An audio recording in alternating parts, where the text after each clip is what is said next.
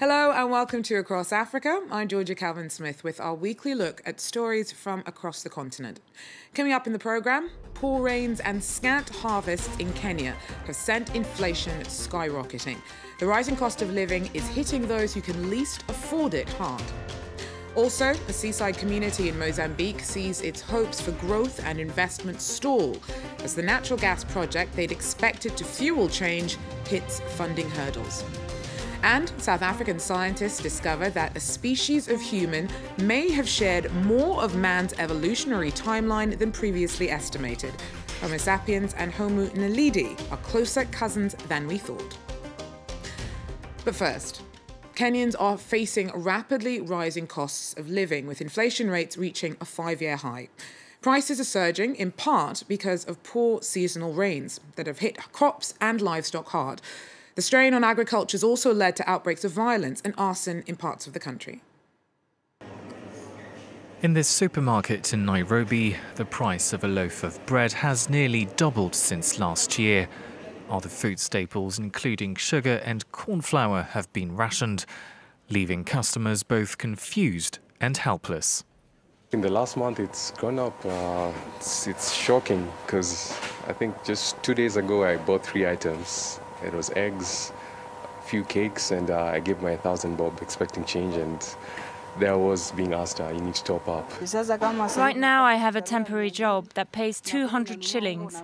I have enough to buy corn flour, but I can't afford vegetables, so I have to cook plain porridge every day.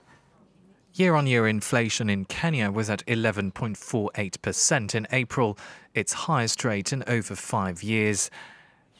This is partly due to a recent drought, which has caused fruit production to drop sharply in recent months. But the government has also been blamed for mishandling the economy and raising taxes. This economist warns urgent action is needed to prevent a political crisis. You can correlate the price of food with a revolution, and there's always an uptick in revolutionary type activity. So it's a dangerous place for the incumbent government to be in, facing an election in August, with food prices still not tamed and still climbing.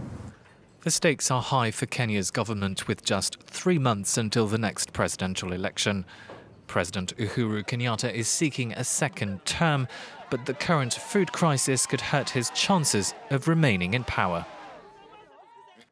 Much of the international attention aimed at tackling the rising number of migrants illegally entering Europe has been focused on traffickers working out of Libya. But Tunisia is also facing a growing problem as more and more smugglers of both people and contraband start to use the North African country as a jumping-off point for clandestine trips to Italy.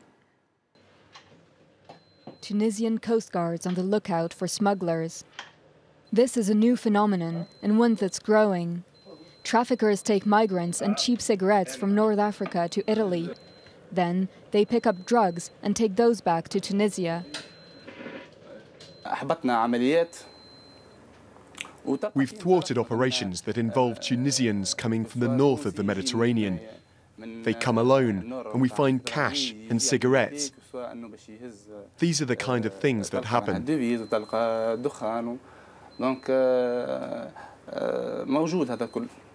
The Coast Guards say a major international network is behind the operation. In March 2017, they seized more than 31 kilograms of cocaine, worth some $6.4 million. Following this operation and our investigations, and because of this new phenomenon that has emerged mostly within the past year, we're planning more operations because similar quantities are being smuggled, so we need to adapt to this new danger. 6 years ago, a revolution in Tunisia unseated strongman President Zine El Abidine Ben Ali. Since then, smugglers have strengthened their ties between Tunisia and Italy. There was a sort of tacit agreement between smugglers and people close to the former regime. Smuggling routes were well known and monitored by those who were close to the regime, so there was no smuggling of drugs or weapons. It was almost a condition of this unspoken contract.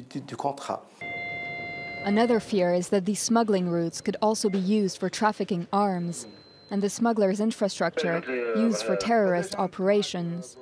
Yet another challenge for the country, which has been struggling to reach political stability since the Arab Spring. In Mozambique, the small village of Palma had hoped the discovery of gas reserves 7 years ago would fuel their fortunes. But the natural gas project on which they'd hung their hopes has fallen behind schedule. Government debt and a drop in gas prices has further endangered their aspirations. These stretches of golden beach in Palma, in Mozambique, could soon give way to a thriving concrete jungle. Since vast gas reserves were discovered offshore in 2010, the country has dreamed of becoming an African Qatar.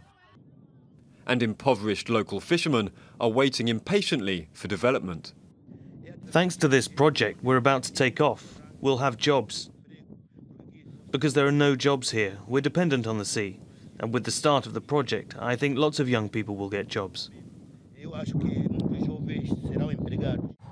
Electricity, a new paved road, a bank, hotels and restaurants. But the gas project itself has fallen behind. Hit by a collapse in gas prices, multinational explorers have repeatedly postponed investments. Meanwhile, anxious villagers have finally accepted a deal to be rehoused a few miles away.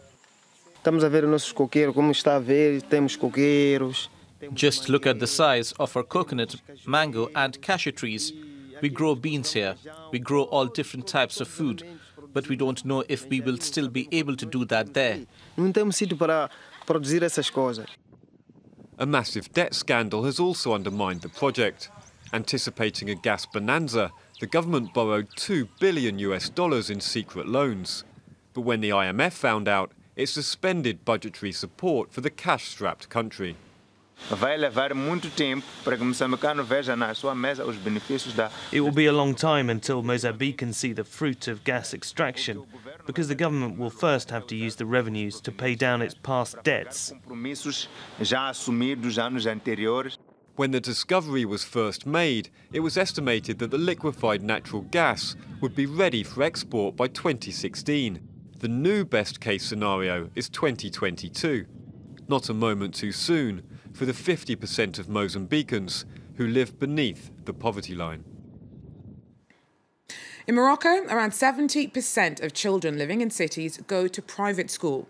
Despite the cost, many parents think it's the best way to give their kids a good start in life, as the quality of education offered in state schools continues to slip. However, some fear that a two-tier schooling system just further entrenches social inequality. Like many city-dwelling Moroccans, Islem chose to send her children to private school. She pays roughly €3,000 per child every year. It's a necessary expense for parents who don't trust the public school system. The standard is very low, so I can't allow myself to sacrifice the future of my children to save money. We're happy to do it. Happiness comes at a price. School fees can go as high as €7,000 a year per child. While international schools remain popular, Moroccan options have been increasing. This private school in Casablanca teaches 2,000 students. Every week starts with the national anthem. The school prides itself on its demanding curriculum, anchored in traditional values. Parents who enroll their children here are parents who are looking for a quality education, which combines the perfect command of both the Arabic and French language. With 20 hours of weekly lessons, the teachers claim that the students quickly become perfectly bilingual. Subjects are taught in both languages. It works very well. Sometimes we do joint projects in both French and Arabic, and the students have no problem passing from one language to the other. Not everyone can afford such high-level education. Some have voiced concern at the increase in private schools across the country. We want to rehabilitate the public school system, keeping it free but aiming for better quality. That is how countries develop, and it's the most important wealth we can share equally among all Moroccan citizens. The government often involves the private sector in Morocco's national education, despite fears of creating a two-tier education system. South African scientists caused a sensation in finding evidence that an ancient cousin of man may have lived alongside Homo sapiens far longer than previously thought. Fossils found in the country's rising star caves suggest that Homo Naledi, until now believed to have been millions of years old, stayed around until far later. It's a discovery that could revolutionize our understanding of human evolution. Meet Homo Naledi, a long-lost human cousin who lived in South Africa hundreds of thousands of years ago. With a brain the size of a gorilla's, he was incredibly primitive, but evidence now suggests he lived at the same time as our own species, Homo sapiens, was evolving. The anatomy of Homo naledi said it should be millions of years old, perhaps as old as 2.5 million years or more, yet these individuals died only 230 to 330,000 years ago. The mystery goes back to 2013 when the remains of several individuals were discovered deep in South Africa's Rising Star cave system.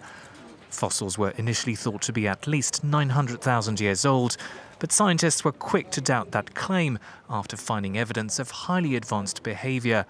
A skull discovered in a separate chamber led them to believe that Homo naledi deliberately buried their deads in the cave, suggesting the species was indeed much younger than previously thought.